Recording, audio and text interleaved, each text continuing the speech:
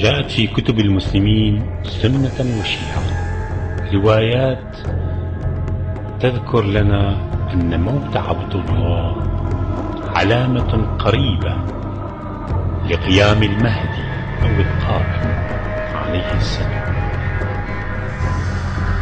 في كتاب 250 علامة، العلامة رقم 88 بعنوان حكم الحجاز، يروي عن مسند أحمد عن النبي صلى الله عليه وآله وسلم يقول: يحكم الحجاز رجل اسمه على اسم حيوان، إذا رأيته حسبت في عينيه الحول من البعيد، وإذا اقتربت منه لا ترى في عينيه شيئا.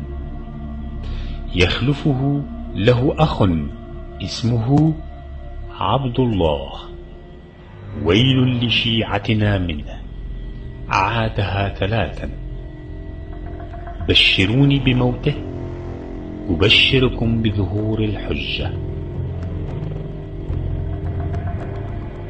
عن الإمام الصادق عليه السلام في البحار في الجزء 52 الصفحة 210: لا يكون فساد ملك بني فلان حتى يختلف سيفان لبني فلان، فإذا اختلفوا كان عند ذلك فساد ملكهم. وعن أبي بصير قال: سمعت أبا عبد الله عليه السلام يقول: من يضمن لي موت عبد الله أضمن له القائم. ثم قال: إذا مات عبد الله لم يجتمع الناس بعده على أحد، ولم يتناهى هذا الأمر دون صاحبكم إن شاء الله، ويذهب ملك السنين ويصير ملك الشهور والأيام.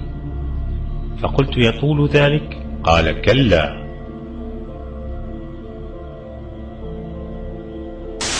وكأنك سمو الأمير يعني توافق بأنك يعني تضع احتمال أن يحدث ما حدث في دول الجوار والدول الأبعد من احتجاجات، يمكن، أنا أقول يمكن بين قوسين، أن يحدث مثلها في المملكة العربية السعودية. ممكن؟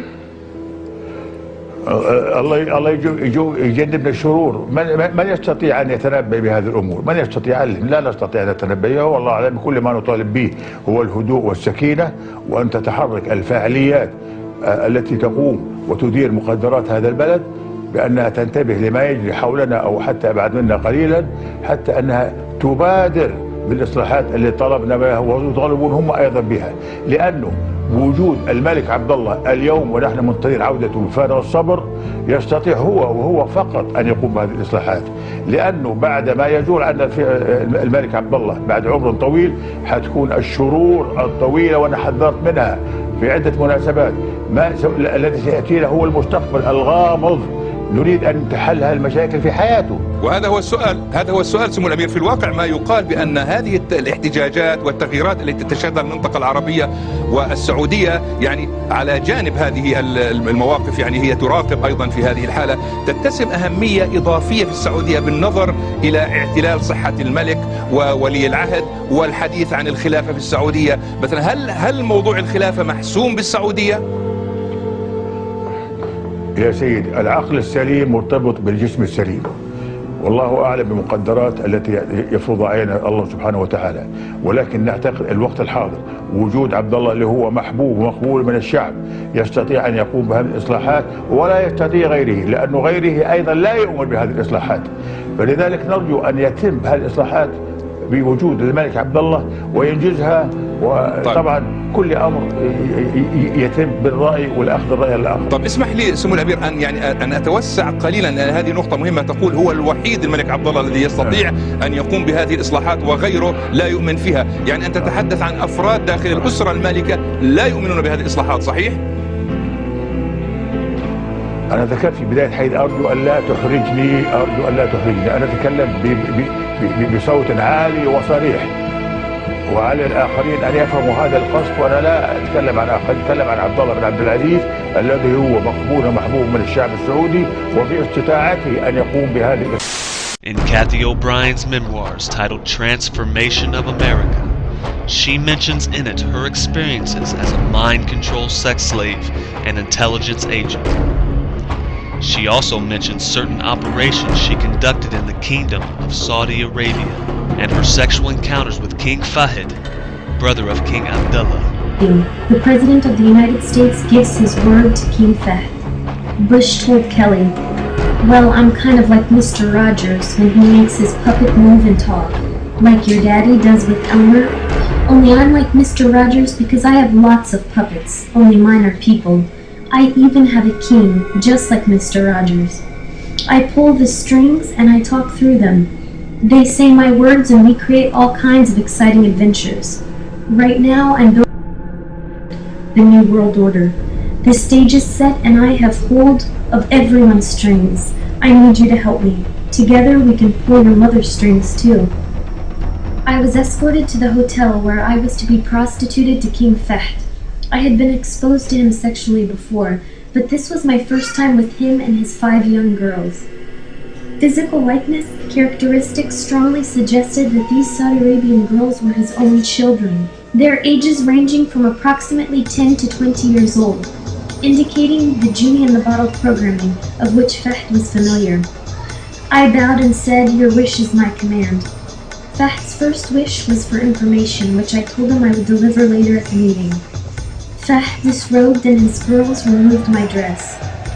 Then they prepared me as ordered by washing me with their tongues, while the youngest briefly performed oral sex on him. The girls were ordered aside while I proceeded to sexually gratify Fahd according to his instruction and those I had received earlier from Cheney and Bush. When I finished doing my part in the name of diplomatic relations, Habib was at the door to escort me out. I was to meet with Fahd again at 3 a.m. in Habib's suite. At last, he took me on to the meeting in Habib's room, where Bush, Cheney, Fahd, and Habib were in the midst of discussion. Bush accessed the messages and bank transaction details I was programmed with in Shasta, and ordered me to relay an account of my meeting with De La Madrid and subsequent opening of the Juarez border. The complexities of this meeting, compounded by my being privy only to certain parts, should not be documented here out of context. I do know that Bush was setting the stage for implementing the New World Order, using Mexico and Saudi Arabia's roles for cover and for further expansion of U.S. covered criminal activity. This included the arming of Iraq with weapons and chemical warfare capabilities. The message Reagan had me programmed with earlier that day was further evidence of this. I delivered Reagan's message to King Fahd as ordered. Greetings to King Fahd from President Reagan. The negotiations you are about to embark on are not only critical to the world peace process, but may solidify U.S.-Saudi relations beyond your wildest expectations. You have my word that what appears to be the building up of forces in Iraq is but a mirage in the whirlwind. And when this operation is completed and the dust finally settles, you will see that the sands have shifted in time, running out on our own adversaries and shifting all power and control to our unified effort. Although Saudi Arabia is the most conservative Islamic country, abnormal sexual activities is not strange to the ruling elite, the family of Saud. We have the lead investigator here, and I just want to ask you quickly, what was one of the key components of this was the nature of the relationship between the two men. Can you tell us, what did you find from your evidence in the investigation? Well, we've never had a truthful account of the nature of the relationship from anyone. But it is clear from the evidence we covered there was certainly a sexual nature to the relationship. And also, the best evidence of the relationship is the CCTV from the lift, which shows the defendant beating Bandar severely on at least 2 occasions in a public place. At no time did Bandar try to defend himself, and indeed at one stage, after beating him, the defendant turned his back on him, casually pressed the lift button, walked out of the lift, and then decided to come back in and continue the beating. Clearly an abusive relationship, been described as a master-servant relationship. I don't think we'll ever know the truth of it. Thank you very much for that. Well, as you can see, clearly a complicated relationship, one that was characterized by repeated physical abuse. One prosecution witness describing it as Bandar Abdelaziz treated like a slave by the Saudi prince. Clearly the jury agreed with all that, took them only an hour and a half to deliver the verdict of guilty of murder. The defendant in this case, how does he figure in the Saudi royal family? Is he really a prince? He is a prince. We understand he is the nephew of the king, and so he is in the royal family. However, he had been traveling outside of Saudi Arabia for some time and had made repeated visits to London. Allowing the women to drive? المرأة هي أمي، هي أختي، هي بنتي، هي زوجتي. أنا مخلوق من المرأة، والمرأة مخلوقة من يعني الرجل. يعني عند الآن في يعني البادية الناس يعني يسوقون، لأن العادة رجالهم راحوا للشغل في يعني المدن، أصبحوا ما في عند حلالهم إلا النساء. أصبحت النساء تسوق وتروح وتجيب يعني كلمة تتاجه من يعني المدن أو من المياه يعني لا فيه، لكن المدن ما صار فيها شيء. وهذا شيء يمكن يعني مع الزمن، مع الوقت. الصبر جميل. يوجد العديد من السلام والتحية على ابن عمنا الموقر. وعليكم السلام. قولوا للناس ليصوموا 3 أيام. وفي كتاب الممهدون للمهدي عن الإمام الباقر عليه السلام: يموت سفيه من آل فلان، يكون سبب موته أن ينكح خصيا فيقوم فيذبحه ويكتم موته 40 يوما، فإذا سارت الركبان في طلب الخصي لم يرجع أول من يخرج حتى يذهب ملكهم. الوصف المذكور في الروايات أليس وصفا يشبه فهد ملك السعودية اسمه على اسم حيوان وفي عينه الحول من بعيد وليس فيه شيء من القريب؟ وليس من السهل أن تجتمع هذه الصفات في شخص وقد حكم بعده أخوه عبد الله. فإذا كان كذلك فلم يبق من الرواية شيء سوى خبر موت عبد الله.